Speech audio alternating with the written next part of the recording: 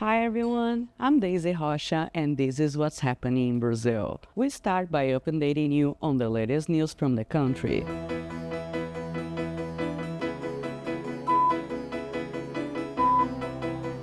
Last week, President Lula announced relief measures for Rio Grande do Sul. The death toll in the state has reached 175 since the heaviest floods in the history began in April. One measure is to pay for 2 months' workers' wages, relieving businessmen that, on the other hand, should keep them employed, benefiting over 400,000 people. An additional measure assigns $23.5 million to flood-hit towns, and a third extends reconstruction aid to previously unnamed municipalities. The Ava Guarani indigenous community in Paraná faces a growing threat from glyphosate, a key ingredient in Roundup in the world's top-selling pesticide. Health issues including headaches, dizziness, skin irritations, and cancer have surged in recent years due to this contamination. The struggle led to a formal complaint against Bayer at the Organization for Economic Cooperation and Development, underscoring the pesticide's harmful environmental and health impacts. Real Madrid's Brazilian striker Vinícius Jr celebrated the conviction of 3 racist attackers for offenses against him. On social media, he wrote, "It is in the name of all blacks." The unprecedented sentence was published by Spanish courts this week. The episode that led to the convictions happened in 2023 during a match when Valencia fans called the player mono, monkey in Spanish. The attackers were sentenced to 8 months in prison and 2 years away from Spanish football stadiums. Brazilian public figures including singers Chico Buarque, Tom Zé, and politician Eduardo Suplicy have signed a manifesto urging the U.S. to remove Cuba from its terrorism support list. The countries on the list face severe sanctions. Cuba was added in 2021 after being removed in 2015. The signatories also call for an end to the unilateral U.S. blockade.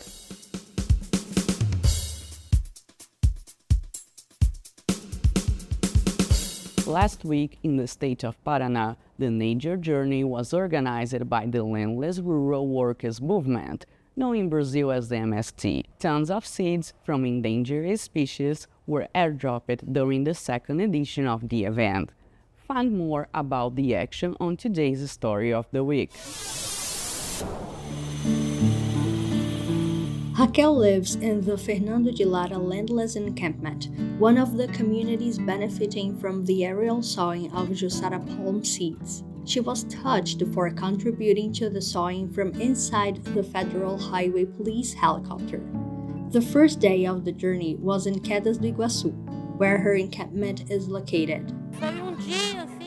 It's amazing to be here making part of a historic moment amid so many environmental disasters. It's amazing to contribute to environmental recovery.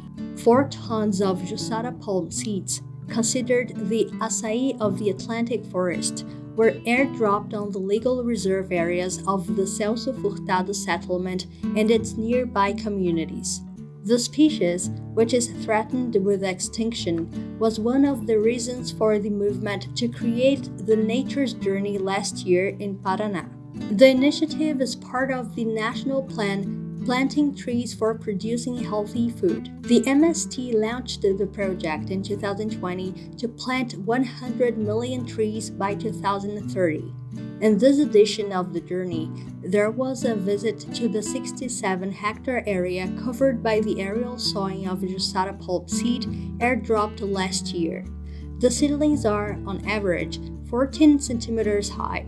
Researchers from the Federal University of the Southern Frontier analyzed the first results of the sowing. If we kept 10% of the seedlings that are present in the forest today, we would have an average of 5 tons of pulp per hectare for almost $4, which is the price we've been working with. That would be around $19,000 per hectare, with us enriching the forest, attracting fauna, allowing other forest species to regenerate and only harvesting the fruit. People knew the Jussara for its palm heart to extract the palm heart, and each palm heart is a tree. When we extract the fruit, we don't cut down the tree. From that fruit, we use the seed and sow more. Tem esse contraste, muito importante para a gente. This contrast is very important for us, knowing that this is a new era, a new stage for us, from monoculture to biodiversity. In each red ribbon like this one, just an area of 1 square meter, we have 3, 4, 5 seedlings or more of the Jussara palm. Soon, this pine straw will disappear and make room for this rich plant, the Jussara palm, which provides food for more than 100 species of birds and animals in the Atlantic forest, in addition to feeding us human beings. As well as in Quedas do Iguaçu, a federal highway police helicopter will also be used for aerial sowing of pinhão seeds and Jussara palm seeds, this time in the Rio das Cobras indigenous land in another city in the state of Paraná. In all, 12 tons of seeds will be airdropped on nature's journey with the help of the federal highway police helicopter. In Guarapuava, more than 3 tons of araucaria seeds were airdropped and 17,000 seedlings were planted in the Nova Geração settlement. A march by MST peasants was held before the aerial sowing.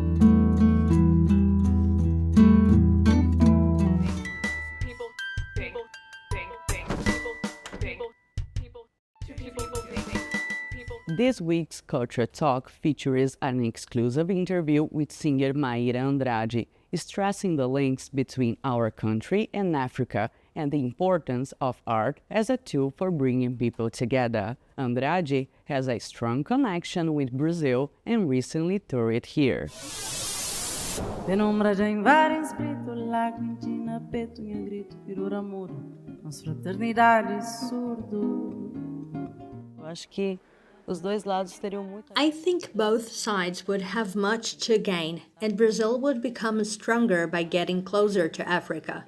Nobody hides the fact that Africa is the future.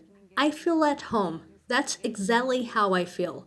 I grew up listening to Brazilian music, always very aware of Brazil's cultural diversity. I've been visiting Brazil for about 20 years now. My first trip to the country, I think I was 18. I came to record a song. It is a blessing to have so many people here who are waiting for me, who are always open to embracing my music.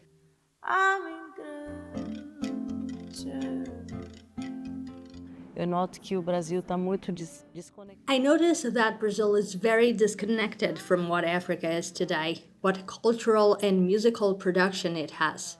We end up with an ancestral image of what Africa is, which also has huge importance for building the Brazilian identity. It would be beautiful to see this bridge strengthened and intensely used. So I think everyone stands to gain from this rapprochement today. If not art, what else? What other thing could do that? I think that art, music, but art in general, is perhaps the substance that infiltrates deeper into people's pores and emotions. You can be a very obtuse person, someone too reserved, or someone prejudicial, and yet you experience a moment of music that brings out your heart and something in you opens up. And then a path begins, you know? Ilha de Santiago tem corpinho de algodão. Cabo Verde é uma nação, é a primeira nação crioula. Cape Verde is the first Creole nation in the world. It was the first nation formed from an encounter between Western men and African men with a capital M, of course. It was a strategic point in the triangular trade, which we know as the transatlantic trade of human beings, Africans who were enslaved. So I think it is beautiful to be able to see that a nation was born from such a traumatic history, a small nation, but one that has a strength that radiates through its culture, through its music. It is this strength that has me here. Eu I was born in Cuba, but my parents are Cape Verdeans. Sometimes people get confused. I was born in Cuba for medical reasons. Then I returned when I was 2 years old. From the age of 22 to 28, I traveled to Cuba a lot. When I was a child, people said I was born on an island on the other side of the ocean, a place very rich in music and rhythm. I was always a very musical child, and so was my name. Mayra is a very common name in Cuba.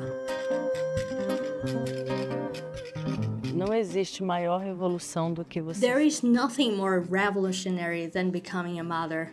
There is nothing that gets to you like that changes you, turns you upside down, breaks you, and puts you back together again with a power you've never experienced before. And I think that if men could experience 5% of what we live, think, and feel as mothers, we would have a world that really respects mothers and children. I think mothers need to be more welcomed.